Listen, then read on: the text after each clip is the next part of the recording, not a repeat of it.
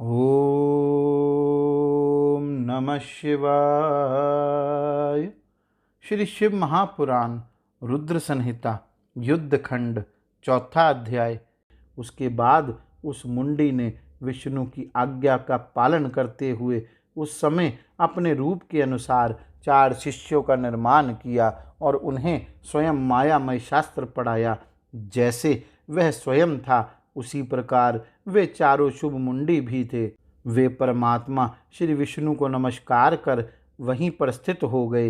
हे मुने, तब शिव की आज्ञा का पालन करने वाले श्री विष्णु ने भी परम प्रसन्न होकर उन चारों शिष्यों से स्वयं कहा, जैसे तुम लोगों के गुरु हैं वैसे ही मेरी आज्ञा से तुम लोग भी बनो। तुम लोग धन्य हो और इस लोक में सद्गति प्राप्त करोगे, इसमें संदेह नहीं है। इसके बाद वे चारों मुंडी हाथ में पात्र लिए, नासिका पर वस्त्र बांधे, मलिन वस्त्र धारण किए हुए, अत्यधिक ना बोलते हुए, धर्म ही लाभ तथा परम तत्व है ऐसा अति हर्षपूर्वक कहते हुए, वस्त्र के छोटे छोटे टुकड़ों से बनी हुई मार्जनी धारण किए हुए और जीव हिंसा के भय से धीरे धीरे चलते हुए विचरण करने लगे। हे मुने, तब वे सभी प्रसन्न होकर देवादिदेव श्री विष्णु को नमस्कार कर उनके आगे स्थित हो गए।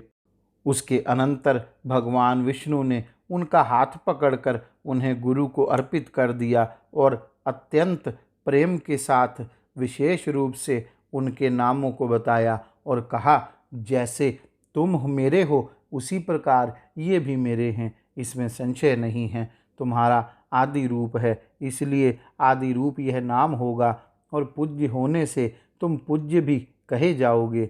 ऋषि, यति, किर्य एवं उपाध्याय ये नाम भी तुम लोगों के प्रसिद्ध होंगे। तुम लोगों को मेरे भी शुभ नाम को ग्रहण करना चाहिए। अरिहन यह मेरा नाम ध्यान योग्य तथा पापनाशक है। अब आप लोगों को लोक कल्याणकारी कार्य करते रहना चाहिए। लोक के अनुकूल आचरण करते हुए तुम लोगों की उत्तम गति होगी। सनत कुमार बोले। इसके बाद विष्णु को प्रणाम करके वह मायावी अपने शिष्यों के साथ प्रसन्नतापूर्वक शीघ्र ही शिव की इच्छा के अनुसार कार्य करने वाले त्रिपुर के पास गया। महामायावी विष्णु द्वारा प्रेरित वह जितेंद्रिय ऋषि त्रिपुर में शीघ्र प्रविष्ट होकर मायाचार करने लगा। उसने शिष्यों के सहित नगर के उपवन में निवास कर बड़े बड़े मायावियों को भी मोहित करने वाली माया फैलाई। हे मुने, जब शिवजी के अर्चन के प्रभाव के कारण उसकी माया त्रिपुर में सहसा ना चल सकी तो यति व्याकुल हो उठा। इसके बाद उत्साहहीन तथा चेतना रहित उसने दुखी मन से विष्णु का स्मरण किया और हृदय से उनकी स्तुति की। उसके द्वारा स्मरण किए गए विष्णु जी ने हृदय में शंकर जी का ध्यान किया और उनकी आज्ञा प्राप्त कर शीघ्र ही मन से नारद का स्मरण किया। विष्णु के स्मरण करते ही नारद जी उपस्थित हुए और उन्हें प्रणाम कर तथा उनकी स्तुति कर हाथ जोड़े हुए वे उनके आगे खड़े हो गए। तब बुद्धिमानों में श्रेष्ठ विष्णु जी ने नारद जी से कहा, आप तो सर्वदा लोकोपकार में निरत तथा देवताओं का कार्य करने वाले हैं। हे तात, मैं शिवजी की आज्ञा से कहता हूँ कि आप शीघ्र ही त्रिपुर में जाएं। उस पुर के निवासियों को मोहित करने के लिए एक ऋषि अपने शिष्यों के साथ वहां गए हैं। सनत कुमार बोले। उनका यह वचन सुनकर मुनि श्रेष्ठ नारद जी बड़ी शीघ्रता से वहां गए जहाँ मायावियों में श्रेष्ठ वह ऋषि था। नारद जी बड़े मायावी थे। उन्होंने मायावी प्रभु विष्णु की आज्ञा से उस पुर में प्रवेश कर उस मायावी से दीक्षा ग्रहण कर ली। उसके बाद नारद जी ने त्रिपुराधिपति के पास जाकर उसका कुशल मंगल आदि पूछकर राजा से सारा वृतांत कहा।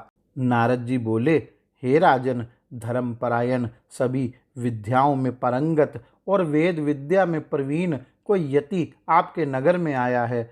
हमने बहुत धर्म देखे हैं परंतु इसके समान नहीं। इसके सनातन धर्म को देखकर हमने इनसे दीक्षा ले ली है।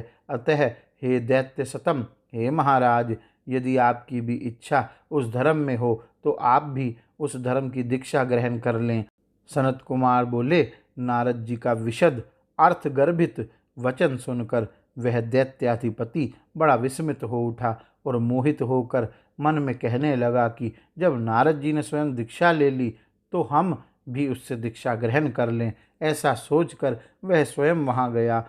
उसके स्वरूप को देखकर उसकी माया से मोहित दैत्य ने उस महात्मा को नमस्कार करके यह वचन कहा।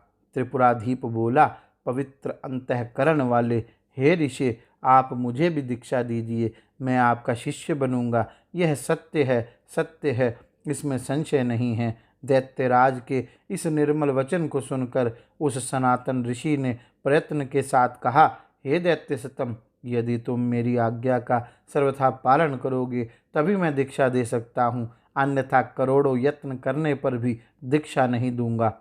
इस प्रकार यह वचन सुनकर राजा माया के अधीन हो गया और हाथ जोड़कर बड़ी शीघ्रता से यति से यह वचन कहने लगा।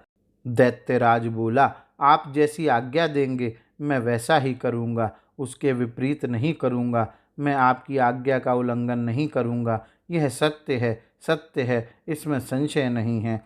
सनत कुमार बोले, त्रिपुराधिपति का यह वचन सुनकर उस ऋषि श्रेष्ठ ने अपने मुख से वस्त्र हटाकर उससे कहा, हे दैत्येंद्र, आप सभी धर्मों में परम उत्तम इस दीक्षा को ग्रहण कीजिए, जिस दीक्षा के विधान से तुम कृतार्थ हो जाओगे। सनत कुमार बोले, ऐसा कहकर उस मायावी ने विधि विधान के साथ अपने धर्म में बताई गई दीक्षा उस दैत्यराज को शीघ्र ही प्रदान की। हे मुने, अपने सहोदरों के सहित उस दैत्यराज के दीक्षित हो जाने पर सभी त्रिपुरवासी भी उस धर्म में दीक्षित हो गए।